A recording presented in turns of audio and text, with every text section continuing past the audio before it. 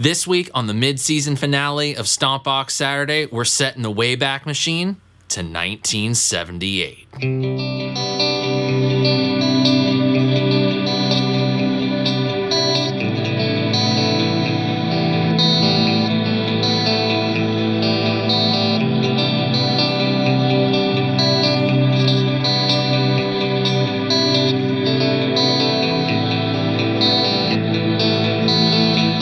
What's going on, my friends? It's your old pal Sean Pierce Johnson here. I hope you all had a great week and are ready to dive deep into the seas of reverb. And not just any reverb, it is the CXM 1978, a collaboration between Chase Bliss Audio and Meris. If you've been watching the channel for any length of time, I should not have to explain my fandom and love for the Chase Bliss products. Every single one that I have ever played, I have found intensely inspiring and incredibly useful. But this particular pedal, yes, I know it's $900 and it's just a reverb, but every time I plug into this thing, it's inspiring. And every time I plug into it, I'm discovering something new. I guess you could say that CXM is kind of like great albums. Every time you listen to it, you find something new. And today, I'm going to try to do my best to give you all the absolute bare bones, everything you need to know about this particular reverb so that if you want to spend your hard-earned money on it, you can do so confidently. But before we get into any of the sounds, let's go ahead and talk about the faders and the switches on this pedal so we know what we're working with to shape our tone. Now, the faders on CXM are where you're going to set your basic decay time and EQ response of your reverb tone from CXM. We have bass and mids, which are kind of grouped together as the reverb time, and the cross frequency fader is basically connected to these two to set a crossover point. We'll get into that more in a little bit more depth later on in the video. Then we have a treble fader to adjust the high-end response of the reverb, our mix fader, and our pre-delay fader. Then underneath that are a row of buttons. The jump button isn't something that we're going to worry about too much since we're going to be focusing on just one sound in each segment of this video, but it effectively helps you navigate through the different presets that you have saved on the pedal. Then we have our reverb type. 3 different types, and the exact same 3 type of reverbs that were on the Lexicon reverb from yesteryear. Room, plate, and hall. Very classic, studio-grade reverbs abound in this box. Diffusion, low, medium, and high. Tank mod, low, medium, and high. And finally, clock, hi-fi, standard, and lo-fi. And trust me when I say, this clock control, man, we can get up to all kinds of crazy sonic alchemy. You have your bypass foot switch on the right of the pedal. On the left is a preset cycle button, which basically means that you don't have to worry about accessing your presets with MIDI. You can just do so right here on the pedal. However, one of the things that has gotten people all kinds of excited with this pedal is the fact that this is the first Chase Bliss reverb pedal to have stereo inputs and outputs, full MIDI inputs and outputs, an aux in, an expression pedal in, the camera's not focusing on it, but I don't even care. This thing is chock full of sound, chock full of features, but we really should just be concerned with how it sounds on its own and forget all the bells and whistles and just kind of enjoy ourselves and drown in this thing. So we're gonna do exactly that. Now, all these features don't mean squat if it doesn't do a great baseline reverb of all 3 types, room, plate, and hall. So why don't we go ahead and try for that? Clean and dirty, room, plate, hall. If it can't do these things good, then we might as well stop while we're ahead.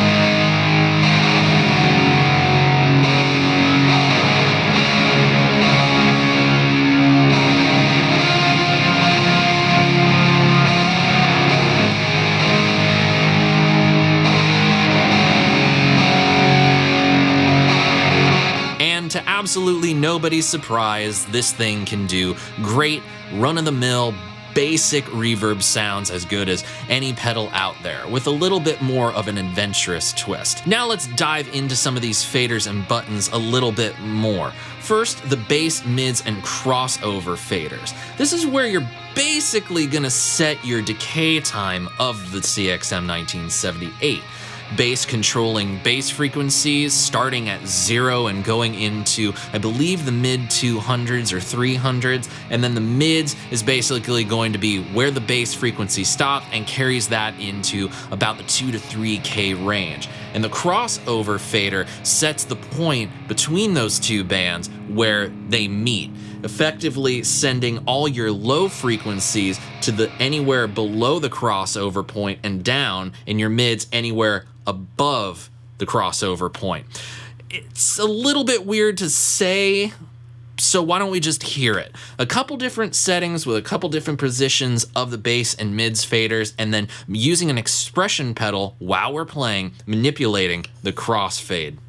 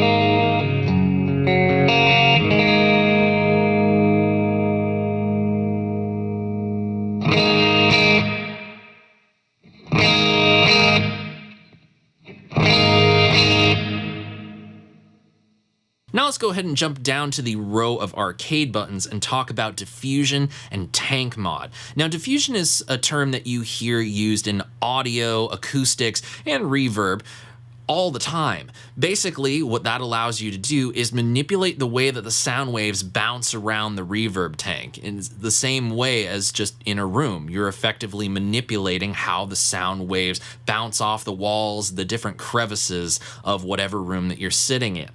They have a very interesting effect on certain reverb modes, especially the hall one, which is what we're going to stick to for that example. And then I want to show you guys what exactly the tank mod is doing. It's adding on a subtle or very heavy modulation to the reverb decay that kind of eliminates the need for a chorus pedal on a really nice ambient clean tone, and can just lend a nice subtle warble so that things just feel a little bit more lively.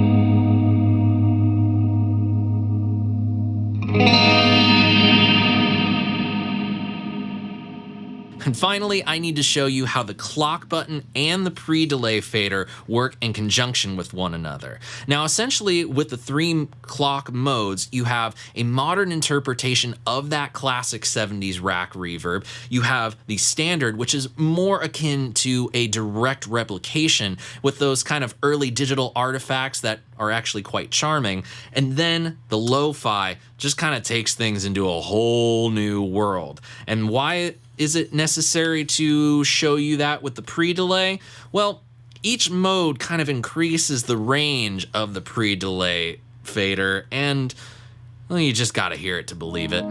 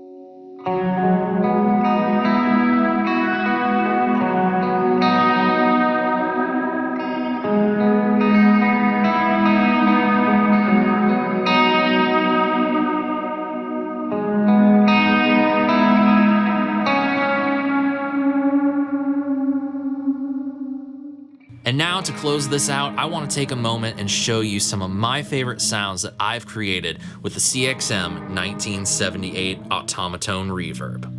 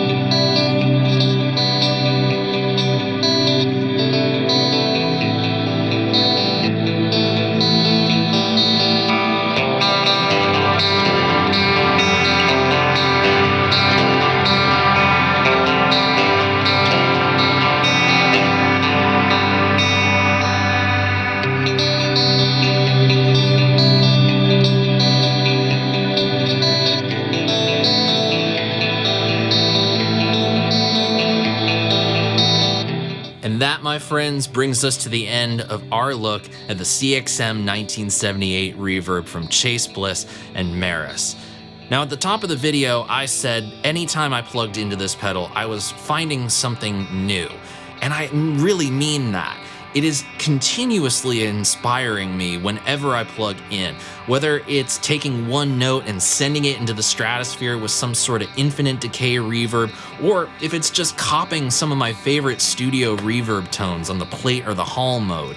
This thing is always delivering, no matter what situation I use it in. And yes, this thing does have a hefty price tag, and I know that's been a big bone of contention for a lot of people when it was announced and still remains to this day. But trust me when I say this is not just a pedal.